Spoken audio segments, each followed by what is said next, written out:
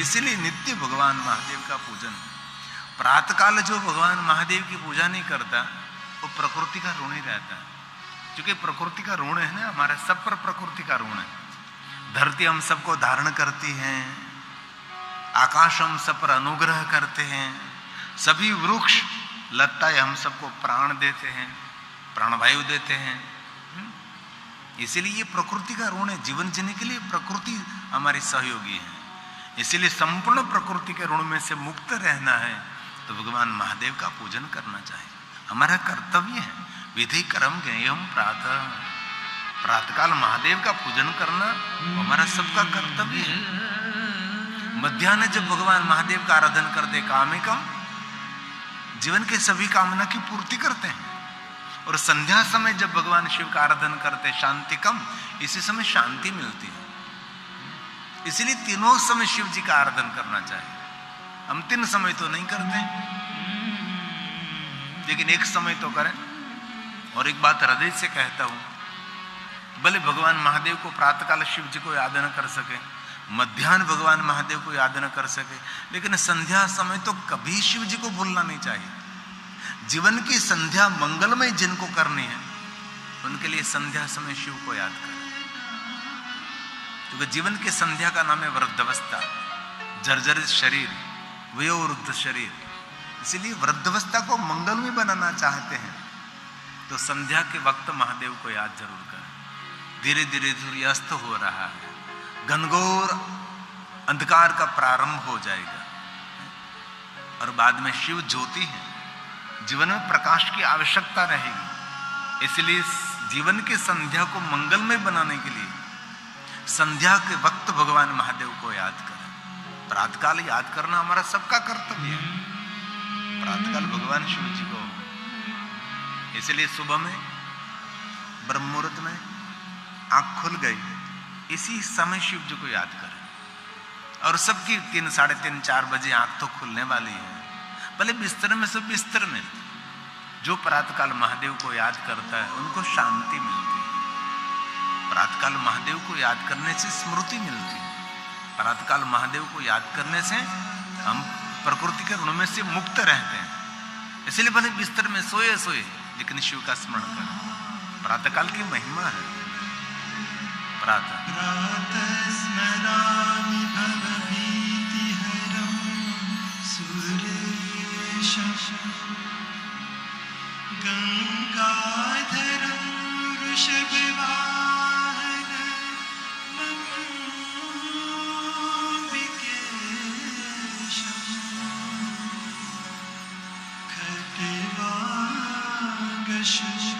खट्वांगशूलवरदा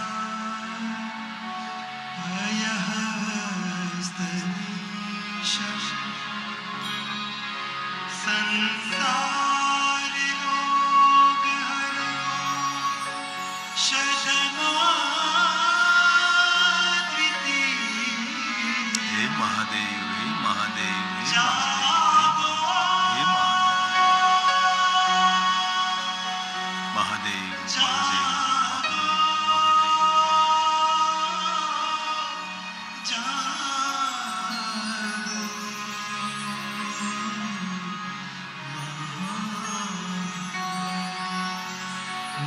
इसलिए भगवान ने कहा प्रातःकाल, व्यास जी बोले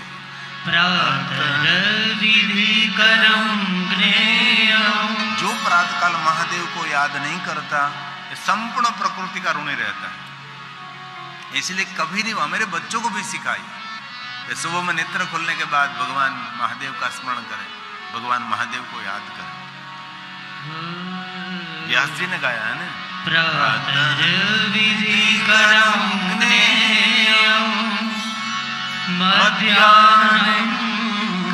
कामिकं तथा, और संध्या समय सायान शांतिकं ज्ञेयं रात्रावपि तथैव हि, रात्रावपि तथैव हि। शिव जी की पूजा उपासना दर्शन रात्रि में भी, इसलिए रात्रावा पथ है, रात्रि में अलग महिमा होती है। शिव जी की पूजा पहले प्रहर में, दूसरे प्रहर में, तीसरे प्रहर में, 4 प्रहरों में, चूंकि शिवालय में 24 घंटे पूजा रहती है, इसीलिए अलग अलग अलग महिमा है। इसीलिए दिन में 3 बार न कर सके तो कम से कम 1 बार जरूर भगवान महादेव का अर्चन, दर्शन, स्मरण विशेष प्रकार से करें। ये न हो सके तो 7 दिन में 1 दिन सोमवार भगवान शिव को समर्पित करें, और 7 दिन में 1 बार न हो सके तो महीने में 1 दिन, कब? त्रयोदशी व्रत करे हमेशा, ताके तन नहीं रहे कलेशा। धूप दीप नैवेद्य चढ़ावे, शंकर सन्मुख पाठ सुनावे, जन्म जन्म के पाप न चावे। महीने में 1 बार कृष्ण पक्ष की त्रयोदशी, शुक्ल पक्ष की नहीं, कृष्ण पक्ष की त्रयोदशी, उसको हम शिवरात्रि भी कहते हैं।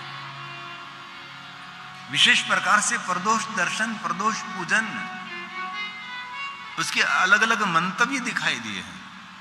एक तो त्रयोदशी पूर्ण हो रही है, चतुर्दशी का प्रारंभ हो रहा है। दोनों तिथि के मिलन का समय जो पंचांग में लिखा रहता है वो प्रदोष का समय होता है। वैसे तो विद्वान आचार्य कहते हैं कि दोनों में से 6-6 मिनट ले ले, 12 मिनट का समय इस प्रदोष का। एक अभय मुहूर्त होता है 12:15 से 12:30 बजे तक, 20 मिनट का एक रहता है। इसी समय में भगवान महादेव की पूजा दिन में 12 बजे के बाद 12:30 पौने 1 बजे तक भगवान महादेव की पूजा की प्रधानता रहती है, दोपहर। लेकिन महीने में 1 बार त्रयोदशी, प्रदोष, जीवन के सभी दोषों में से मनुष्य मुक्त रहता है। प्रदोष व्रत की भी महिमा है, और जो 12 महीना प्रदोष व्रत करते उसको लिए कोई उद्यापन की जरूर नहीं है। लेकिन जिन्होंने व्रत लिया है कि मैं 12 साल करूंगा, मैं 5 साल करूंगा, मैं 3 साल करूंगा, उनके लिए उद्यापन करना अच्छा लगता है। साल में 1 बार कर लेना चाहिए। उद्यापन में क्या होता है? विधि होती है, उसकी विशेष प्रकार से रुद्री पाठ करें, भगवान की विशेष प्रकार से पूजा करें, होमात्मक यज्ञ करें, इसमें ब्रह्म भोजन कराए, बटुक भोजन, बालिका भोजन कराए, और कुटुंब परिवार को भोजन कराए। ऐसा एक होता है भगवान महादेव का नैवेद्य, पूजा अर्चन, दर्शन करने, हो गया उद्यापन। नहीं करे तो भगवान शिव जी के दरबार में कोई दोष नहीं। भगवान शिव जी सबको निर्दोषी जाहिर करते, उसका भक्त है, ये कभी दोषित नहीं रहता। इसलिए जीवन के सभी दोषों में से मुक्त होने के लिए प्रदोष के दिन भगवान शिव का दर्शन करें। त्रयोदशी पूर्ण हो रही है, चतुर्दशी का प्रारंभ हो रहा है, कृष्ण पक्ष है। इस दिन विशेष प्रकार से शिव का पूजन अर्चन न हो सके, दर्शन करें, दर्शन न हो सके, विशेष प्रकार से स्मरण करें। ये बात भी याद न रहे तो त्रयोदशी का संध्या समय, उस समय को भी प्रदोष मान सकते हैं। और ये भी नहीं हो सके तो कृष्ण पक्ष के त्रयोदशी के दिन सुबह में द्विज चंद्र की उपस्थिति में भगवान महादेव का स्मरण, भगवान महादेव का दर्शन, भगवान महादेव का अर्चन, उसको भी प्रदोष पूजा के हैं। शुक्ल पक्ष की द्विज दिन में 5:30, 6 बजे, 6:30, 7 बजे दिखाई देती हैं, लेकिन कृष्ण पक्ष की द्विज सुबह में दिखाई देती है, 5 बजे, 5:30 बजे, 6 बजे। और कभी महाशिवरात्रि के दिन जो चंद्र दर्शन हो जाए वो चंद्र दर्शन नहीं है, ये चंद्रेश्वर का दर्शन है, ये स्वयं महादेव का दर्शन है। कभी कभी महाशिवरात्रि के दिन चंद्र दर्शन हो सकता है। महाशिवरात्रि कृष्ण पक्ष की चतुर्दशी के दिन रहती है, दूसरे दिन अमावस्या हो जाती है, इसलिए चंद्र दिखाना मुश्किल है। परंतु कृष्ण पक्ष की त्रयोदशी के समय सुबह में चंद्र की उपस्थिति में महादेव का स्मरण करना, उसका महात्म्य बहुत है। उसको भी प्रदोष दर्शन, प्रदोष पूजा कहते हैं। सभी जीवन के दोषों में से मुक्त करने वाली प्रदोष पूजा है। महीने में 1 बार विशेष प्रकार से महादेव का स्मरण करें। ये भी न हो सके तो 12 महीने में 1 बार जराजती महाराजती महाशिवरात्रि, पूरी साल भगवान महादेव की पूजा का फल देने वाली कोई रात्रि है महाशिवरात्रि। इसीलिए अलग अलग प्रहरों की महिमा है, अलग अलग मुहूर्त की महिमा है। कृष्ण पक्ष की अष्टमी के दिन विशेष प्रकार से महादेव का पूजन करें। कल कृष्ण पक्ष की अष्टमी है, उस दिन विशेष प्रकार से महादेव, जो भगवान शिव जी के प्रधान 10 व्रत हैं, 10 व्रतों में ये भी व्रत हैं। शुक्ल पक्ष की एकादशी विष्णु की पूजा की प्रधानता है, लेकिन कृष्ण पक्ष की एकादशी में भगवान शिव पूजा की प्रधानता है। अमावास्या और सोमवती अमावस्या हो तो विशेष रहता है, और सोमवार का व्रत तो नित्य करना चाहिए। महादेव के भक्तों के लिए सोमवार का तो कभी खाली नहीं होना चाहिए। महादेव का दर्शन, महादेव का पूजन, महादेव का अर्चन, ऐसी बहुत सारी भगवान महादेव की पूजा की परंपरा, असंख्य भगवान। और एक बात याद रहे, कोई भी मनुष्य कोई भी समय पर भगवान शिव का पूजन कर सकते हैं। शिव एक ऐसे देवता है, कोई भी मुहूर्त देखने की जरूर नहीं, कोई भी चौगड़िया देखने की जरूर नहीं, जन्म का कोई मुहूर्त नहीं और मृत्यु का कोई मुहूर्त नहीं, ये प्रकृति आधारित है। और शिव जी की दुनिया में कोई मुहूर्त नहीं, वहां कोई समय की पाबंदी नहीं। पहले भी मैंने कहा था, वहां कोई युग नहीं, वहां कोई कल्प नहीं, वहां कोई वर्ष नहीं, वहां कोई मास नहीं, वहां कोई सप्त दिन नहीं है, वहां दिन भी नहीं और वहां रात्रि भी नहीं, वहां प्रातः काल भी नहीं, वहां मध्यम काल नहीं, वहां भी कोई संध्या काल भी नहीं, वहां निरंतरता है। क्योंकि स्वयंभू भगवान महादेव प्रकाशित है। और कैसा प्रकाश है? करोड़ों सूर्य समान प्रकाशित है। तो कभी कभी विचार आता है कि एक सूर्य जो अग्नि है, तो एक सूर्य की अग्नि सहन नहीं कर सकते, तो करोड़ों सूर्य समान प्रकाश है, तो वहां व्यक्ति तो जलकर भस्म हो जाएगा। लेकिन वहां का प्रकाश शीत प्रकाश है, दाह करने वाला प्रकाश भगवान शिव जी के लोक में नहीं है। इसे पृथ्वी से ऊपर थोड़े उठे, वहां भी ठंडक ही है, सूर्य नजदीक है लेकिन बहुत ठंडक है। जब विमान चलते ओजोन वायु है, तो वहां तो इतना माइनस ठंडा, कितना माइनस ठंडा है। वैसे भगवान महादेव की दुनिया में करोड़ों सूर्य समान प्रकाश है, स्वयं शिव जी का प्रकाश है, लेकिन किसी को दाह देने वाला प्रकाश नहीं, सबको शीत और हमारी योग्यता के अनुसार प्रकाश मिलता है। वहां हमारी योग्यता के अनुसार शीत प्रकाश है। ऐसे एक शिव जी की दुनिया का एक अलौकिक वर्णन किया गया है। इसलिए कोई भी मानव कोई भी समय पर, काल चौगड़िया में किसी की पूजा नहीं होती, लेकिन महादेव की पूजा तो काल चौगड़िया में भी कर सकते हैं, उद्वेग में कर सकते हैं, चल में कर सकते हैं, अमृत में कर सकते हैं, लाभ में कर सकते हैं, शुभ में कर सकते हैं, कभी भी। इसलिए मनुष्य भगवान महादेव का अर्चन कोई भी समय कर सकता है। इसलिए शिवालय 24 घंटे खुला रहता है, महादेव की पूजा 24 घंटे कर सकते हैं। इसीलिए शिव पुराण में कहा अलग अलग अलग अलग अलग अलग रात्रापि तदेवी, रात्रि के समय भी विशेष प्रकार से महादेव का पूजन कर सकते हैं। राजोपचार करो, सोलोपचार करो, पंचोपचार करो, एकोपचार करो, वैराग्य उपचार करो, मानसिक पूजा करो। लेकिन सुख तो तब मिलेगा जब हमारे कर्मों में हम थोड़ा सा बदलाव करेंगे। हमको कर्म करते रहेंगे और भगवान की पूजा करते रहे तरफ, तो कैसे सुख मिलेगा? हमारे कर्मों को तो बदलना पड़ेगा, विचार बदलना पड़ेगा, वाणी बदलनी पड़ेगी, व्यवहार बदलना पड़ेगा, बहुत कुछ जीवन में बदलाव तो आवश्यक है। जीवन को अपडेट तो करना ही पड़ेगा। परिवर्तन तो बहुत जीवन में आवश्यक है। जैसे तैसे खाते रहे, जैसे तैसे पीते रहे तो बीमार पड़ने वाले ही आप। भगवान व्यास जी ने कह दिया, एवं ज्ञात्वा नर कुर्वन् कलो युगे प्रभाव है। कलयुग के अंदर ही प्रभाव रहेगा, कर्मों का फल भोगना पड़ेगा। अब तम्बाकू खाते रहे, गुड़का खाते रहे, बीड़ी पीते रहे, तो ये सब शरीर को नुकसान करने वाला ही है। इसलिए भगवान ने कहा कि कलयुग में कर्मों की प्रधानता रहेगी। जहां तक हमारा कर्म नहीं बदलेंगे, वहां तक हमारा कल्याण नहीं हो सकता। ऐसा भगवान व्यास जी ने स्पष्ट कह दिया।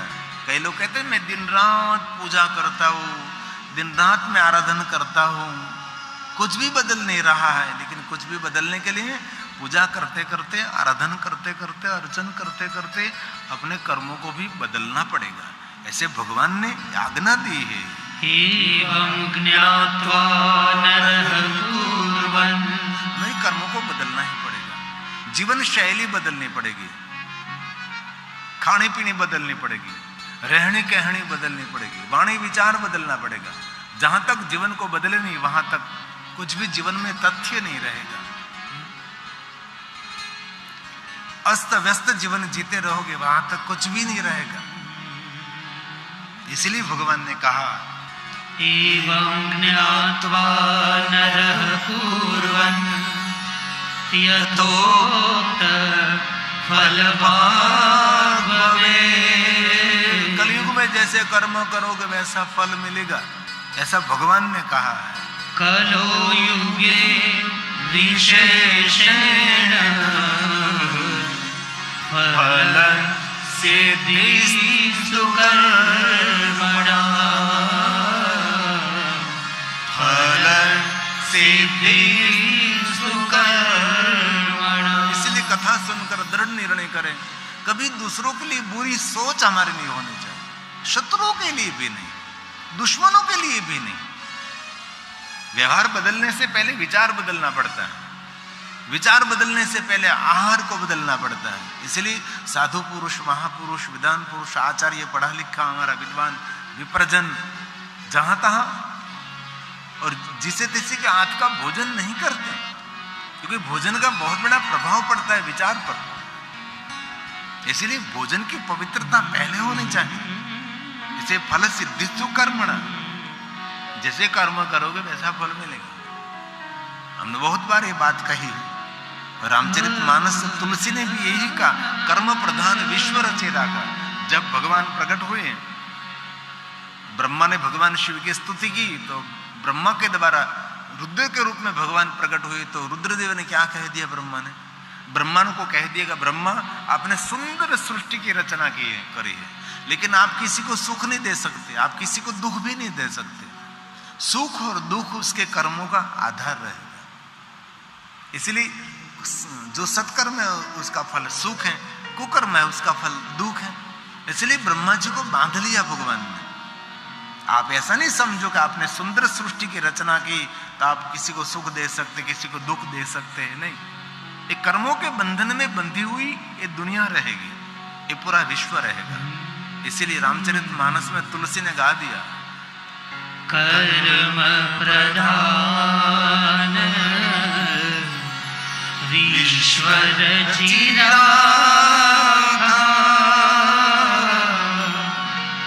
कर्म प्रधान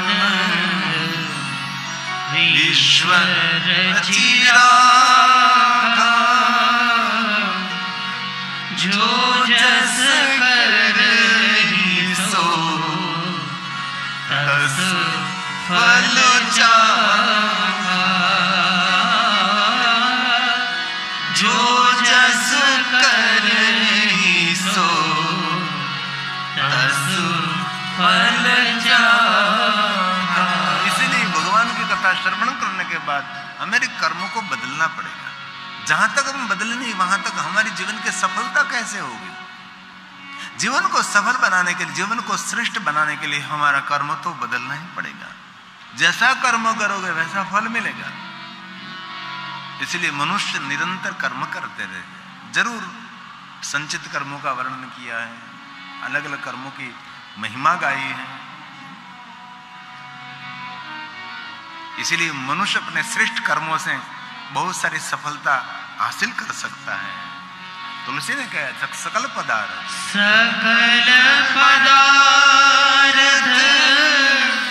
है जग माही, सकल पदार्थ है जग माही, कर्महीन नर पावत नाही, कर्महीन नर पावत नाही। इसलिए कर्म तो करना ही पड़ेगा, काम तो करना ही पड़ेगा, निष्क्रिय कभी नहीं रहना। हमें काम तो करना ही पड़ेगा।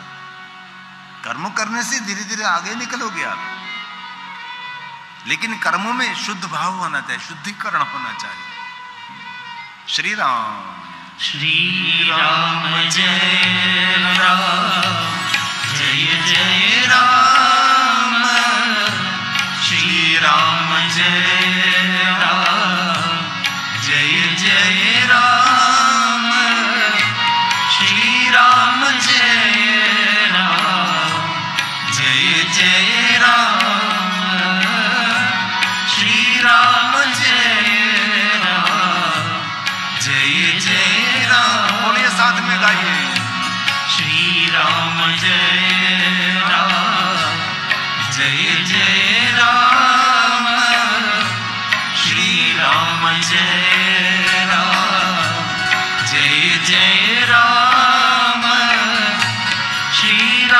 जय राम जय जय राम श्री राम जय राम जय जय राम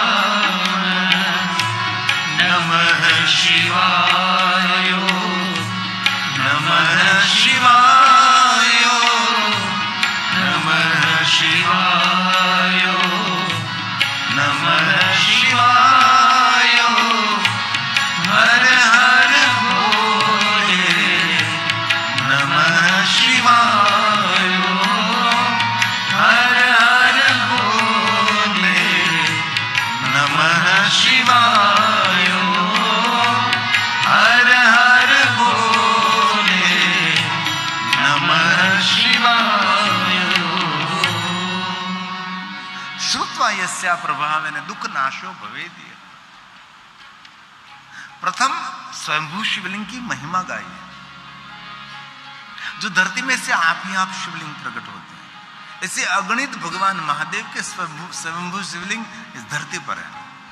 और स्वयंभू शिवलिंग की पूजा कोई भी दिशा में बैठकर कर सकते हैं आप। 1000 स्वयंभू शिवलिंग की पूजा करो, जो फल मिलता है वो फल एक उपलिंग की पूजा करने से मिलता है। उपलिंग की भी पूजा कोई भी दिशा में कर सकते हैं। और 1000 उपलिंगों की पूजा करने के बाद फल मिलता है, वो एक ज्योतिर्लिंग के दर्शन करने मात्र से मिलता है। इसीलिए ज्योतिर्लिंगों की दर्शन की महिमा है। कभी ज्योतिर्लिंग की पूजा करने का अवसर न मिले तो मन छोटा मत करिए। जो कोई ज्योतिर्लिंगों के दर्शन की परंपरा है, दर्शन की महिमा है ज्योतिर्लिंग की। एक ही ज्योतिर्लिंग, एक ही उपलिंग, एक ही स्वयंभू शिवलिंग जो स्वयंभू प्रकट रहते हैं। और एक ही स्थापित शिवलिंग ब्राह्मणों के द्वारा, साधु संतों के द्वारा, महापुरुषों के द्वारा जो शिवलिंग की स्थापना की जाती है, विप्रजनों के, सती नारियों के द्वारा, राजाओं के द्वारा, उसको कहते हैं स्थापित शिवलिंग। और वास्तव में देखे शिव महाप्र ग्रंथों को स्थापित शिवलिंग की पूजा कोई भी दिशा में बैठकर नहीं कर सकते। सिर्फ एक दक्षिण दिशा में बैठकर उत्तर दिशा की ओर दृष्टि रखकर स्थापित शिवलिंग की पूजा करें। पीछे भी नहीं, आगे भी नहीं, जलधारी की तरफ नहीं।